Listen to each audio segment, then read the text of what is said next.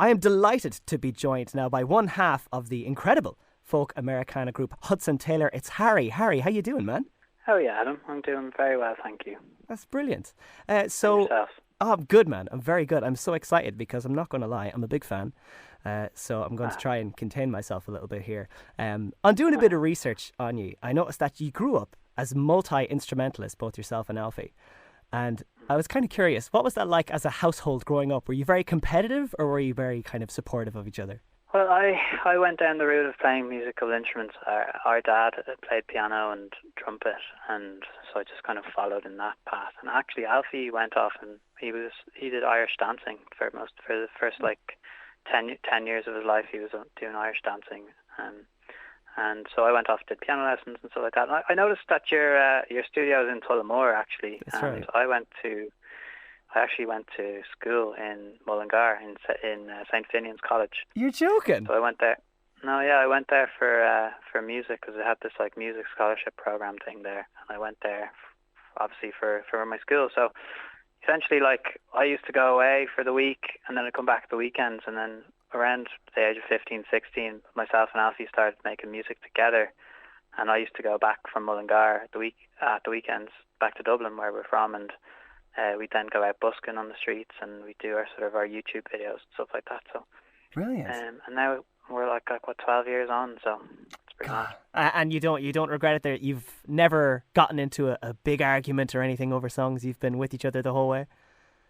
There's plenty of arguments, of course, we're brothers. So there's always something to be. There'll be some stuff that's just whatever you get on with it. It's just natural family stuff. That's it. And I have to say, like, your vocal pairing together, there's a lot of people out there who would say that you can't achieve the kind of harmonies and the vocal in sync that's out there unless you're family, and both of you guys have that. And so, like, you were saying that you were playing in Dublin, and that's when you brought out your debut album in January 2015, Singing for Strangers, is that right?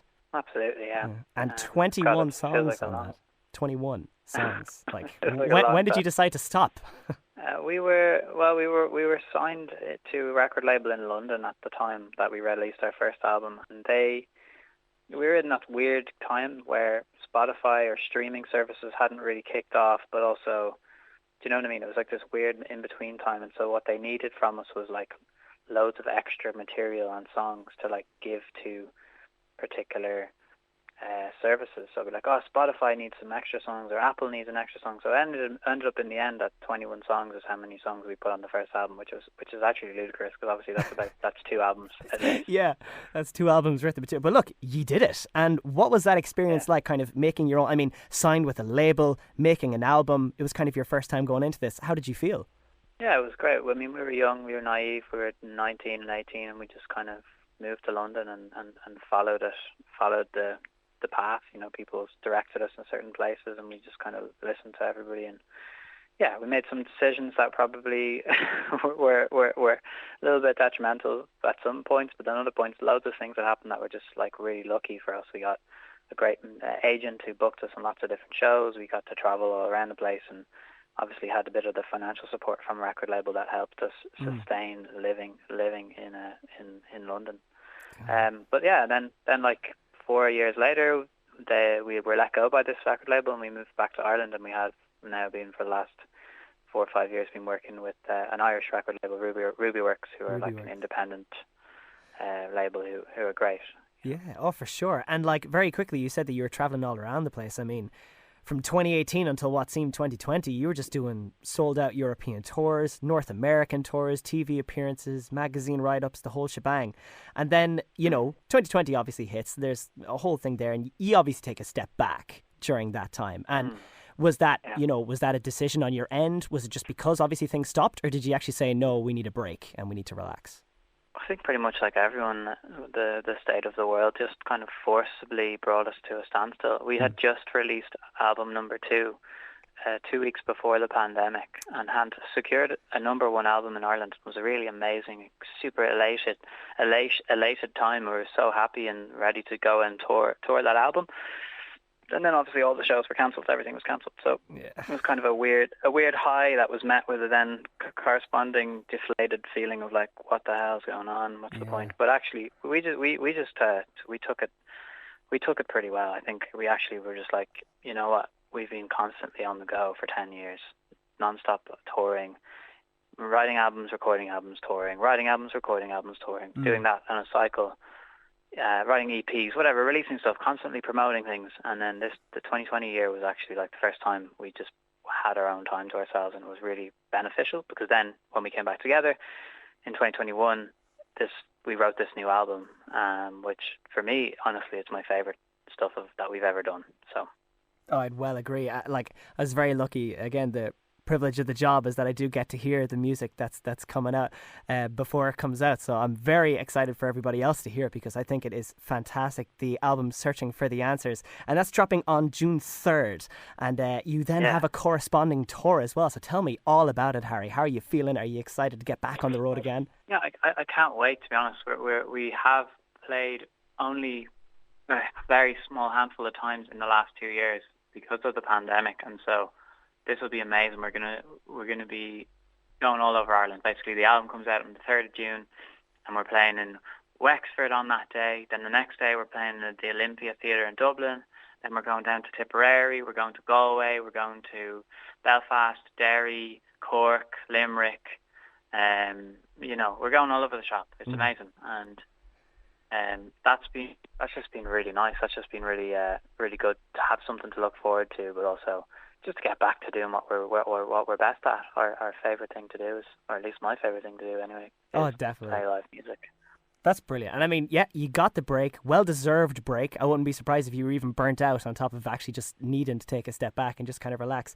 And now you're back. All the songs that you dropped out before this obviously won't be too long. You, Me, Myself, which was a huge radio success for you guys as well, on top of everything else. Honest. And then personally, one of my favourite tracks from you, Hold Out Hope. Now, it's hard to pick a favourite, Harry. I'm not going to lie to you. But Hold Out Hope was my track of April. I think it's such an amazing song. Nice. And it set such a wonderful tone as well for the album, because I was able to listen to Singing for Strangers before, and as you say, you're younger, you're kind of 21 songs, there's lots of variety in there, there's a lot of different things, and I feel like with this album it's a nice, almost a little bit more stripped back kind of version of yourselves. It feels like you've really solidified the sound that you want. And I don't know if you've ever gotten it before, but you're kind of like a modern Simon and Garfunkel for me. Like your harmonies and the way that you execute, and your storytelling, your writing as well, is just phenomenal. And very quickly, before I let you go, Harry, how would ye go about, because there is the two of you in this, primarily writing all of this stuff, how is it that ye go about writing a song? Take me through like a general run through of that. Oh, it's been so different over the years, Adam, like hundreds of different ways that's occurred. This recent album was a first for us. We recorded demos at home alone, each in our different respective places. Alfie living in the UK for the pandemic time, and I've been living in Berlin and Germany, and so we actually wrote this whole last album pretty much over Zoom, where we would upload our favourite of our own ideas onto a Dropbox or whatever, and then we'd listen to them and kind of critique and give feedback, and then we eventually whittled it down to the songs that we have on this album. And maybe a couple of them we wrote in the studio pretty much as we were there, but that's been really amazing, just like refining things from a distance, looking at a Google Doc or whatever, just having like an online document that we can like critique the lyrics or just try to sculpt the lyrics, and we'll write loads of different verses for the song and then decide on the best ones and come together. Yeah, there's loads of different ways to do it, and then normally we would be in person with each other, and songs would just evolve from having a jam, where Alfie might start singing something gibberish, doesn't sound like anything really, and then I'll just kind of harmonise with the gibberish, and we record it on a phone and an iPhone or like whatever, on an audio recording device, and then just listen back and kind of, you can hear if there's a buzz, and then you might just fill in the lyrics like that. Sometimes it's just like writing a poem. Sometimes you listen to the phonetical sound of what the kind of scat was, what the thing was that you were making up on the spot, and it sounds like some certain words, and then it feels right to say that word. And it can be a bit like I don't know, it's like baking a cake or something. Just a few of these, bit of that, and you can get some mad experimentation kind of going by just trying out different things, getting involved with beats, sometimes writing a song from a beat, sometimes writing a song from just a chord progression, sometimes writing a song from a melody, and there's just loads of different ways to do it. There's no stopping. We're collaborating with friends as well, collaborating with friends, absolutely. Friends. It sounds wonderful. How did you get to meet all of these contacts? Like, were you introduced to them via a label, or was it through touring or anything like that? A mixture of it all, really. I mean, you just along the way, being naturally friendly people, you just make friends with people. I could just, I don't know. You just meet people along the way. Of course, a lot of it is just where you're in the right place at the right time. You go to a music festival and you're in the backstage place and you meet some guy and this guy says, "Oh, I want to do this. I'd like to work with you." It's all, it is really a lot of luck, I have to say, and I'm very grateful that we do have the support of the different kind of, managers and all that sort of stuff. But really, like, you have to just get on out there yourself.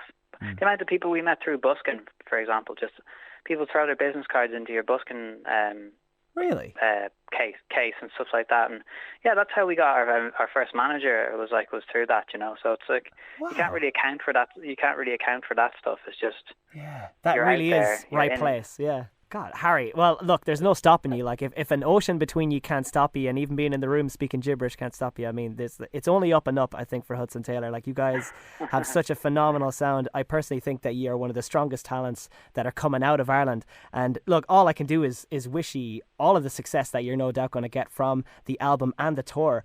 And we're going to definitely keep playing you here on Midlands 103 anyway, because, as I say, there's amazing things to come. So, Harry, thank you so much for taking the time, man. Well, Adam, thank you so much, and thank you for supporting us and all the other Irish music that you guys support. It really means a lot to us, and yeah, we'll just hopefully see you soon. Definitely would love that. Thanks so much for taking the time, Harry. Really appreciate it. Cheers. You're welcome to come down to a show anytime. Oh, I will definitely take you up on that offer. That's probably a dangerous... say only one, because if you say more than one, I'll be at every single show that you do, without question.